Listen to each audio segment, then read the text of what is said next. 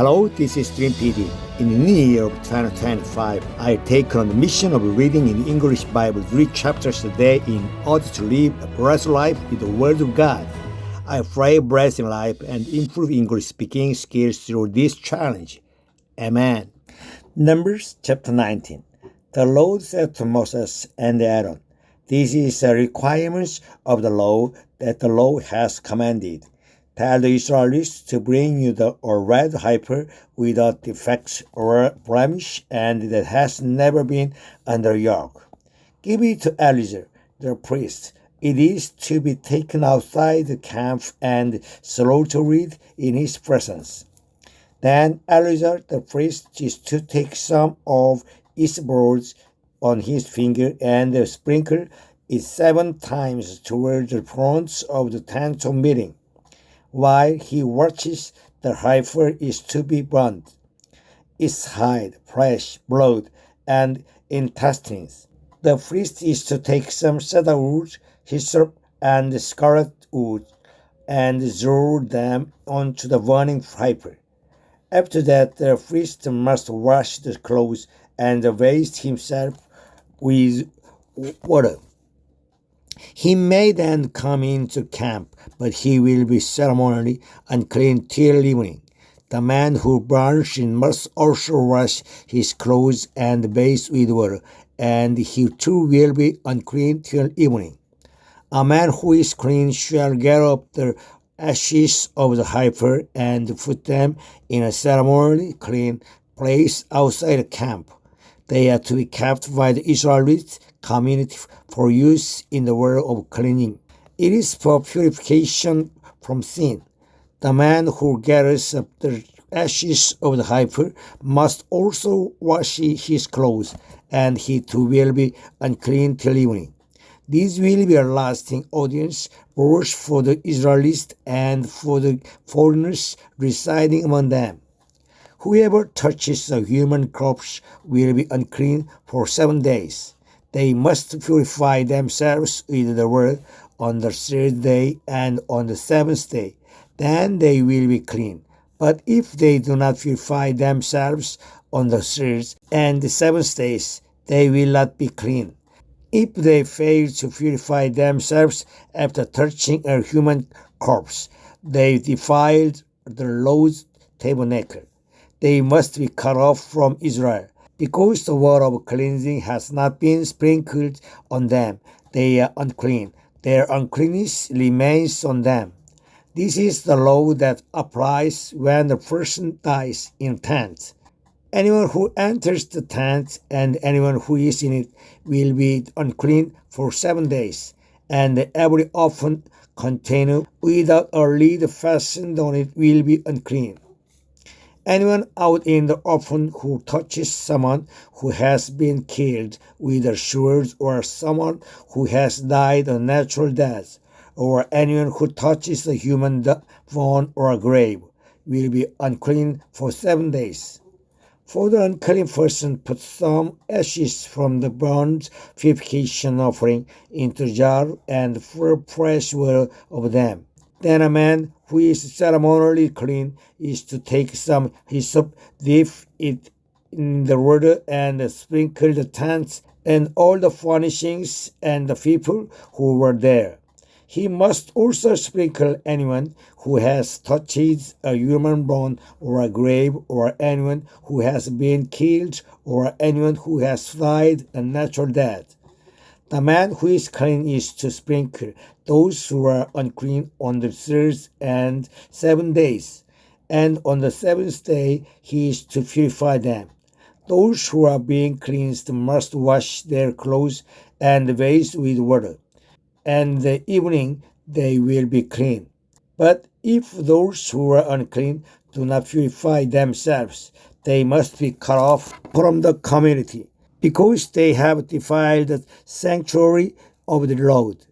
The word of cleansing has not been sprinkled on them, and they are unclean.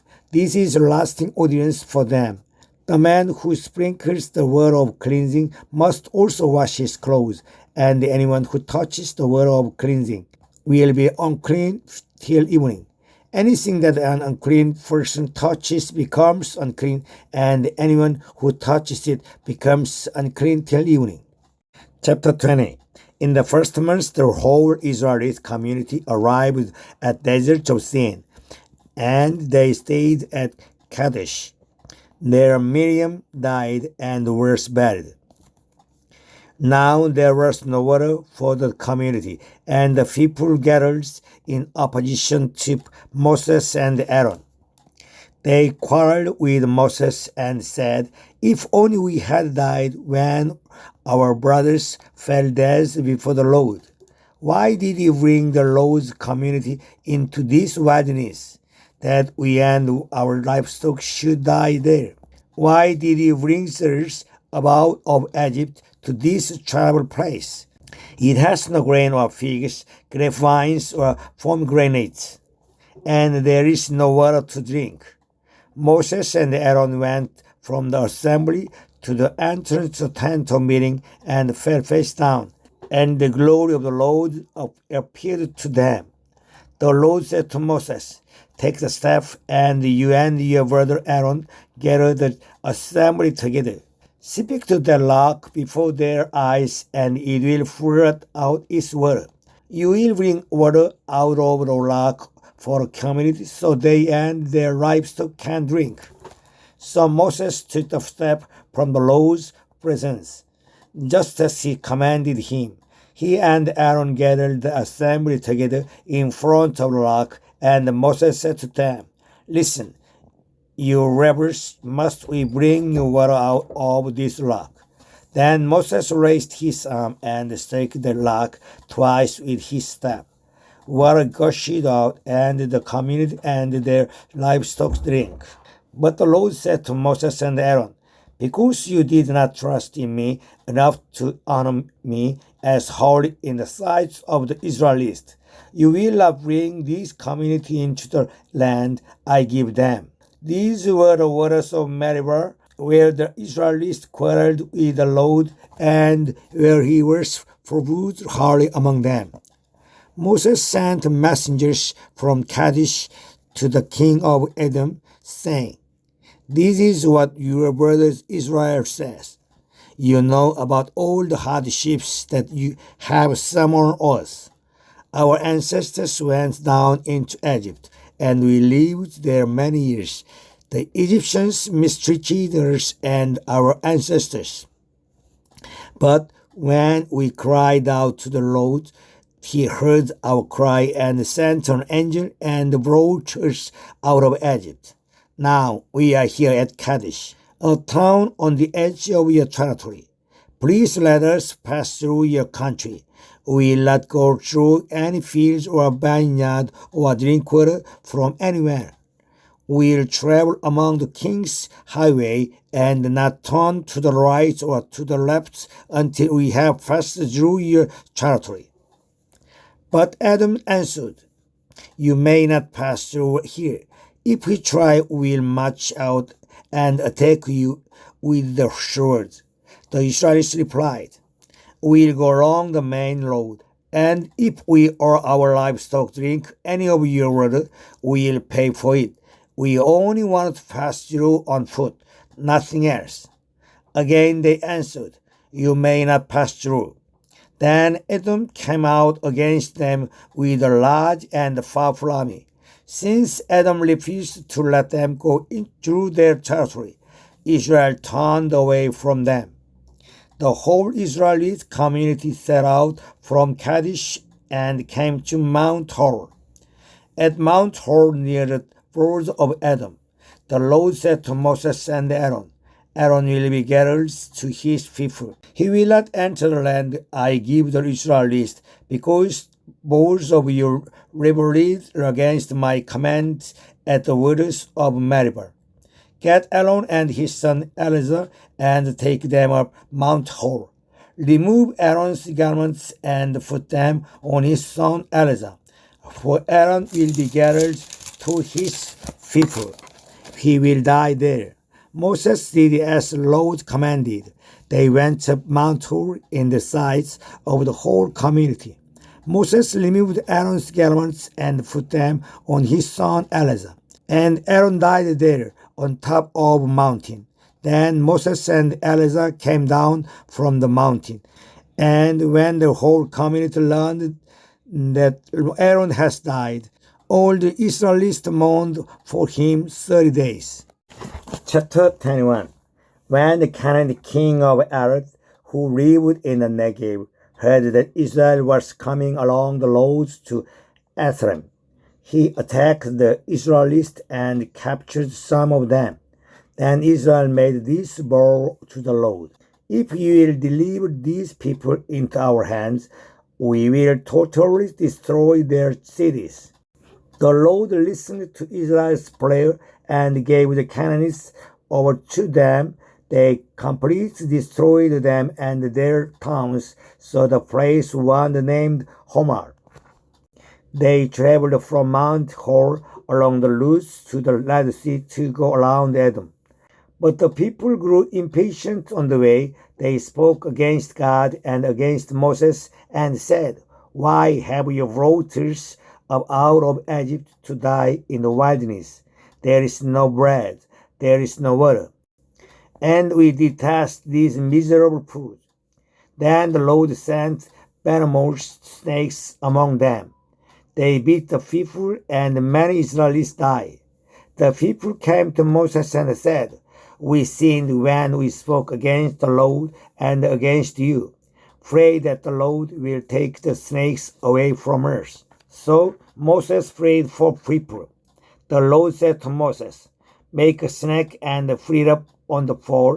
Anyone who is bitten can look at it and live." So Moses made a bronze snake and put it up on a pole. Then when anyone was bitten by a snake and looked at the bronze snake, they lived. The Israelites moved on and camped at Oboth. Then they set out from Oboth and camped in Abarim, in the wilderness that faces Moab toward the sunrise. From there they moved on and camped in the Jared Valley. They set out for there and camped alongside the Arnon, which is in the wilderness extending into Amorite territory. The Arnon is the border of Moab, between Moab and the Amorites. That is why the book of the words of the Lord said, "Jeharb in Shepher and the ravines, the Arnon and the slough of the ravines that lead to the settlements of Ar, and lie along the border of Moab." From there they continued on to Beer, the well where the Lord said to Moses, "Gather the people together, and I will give them water." Then Israel sang this song: "Springs up, O well, sing about it, about the well that the princes dug, that the nobles of the people sang, the nobles with the scepters and the staffs." Then they went from the wilderness to Mattanah, from Mattanah to Nariel, from Nariel to Bamoth, and from Bamoth to the valley in Moab, where the top of Pisgah overlooks the wasteland.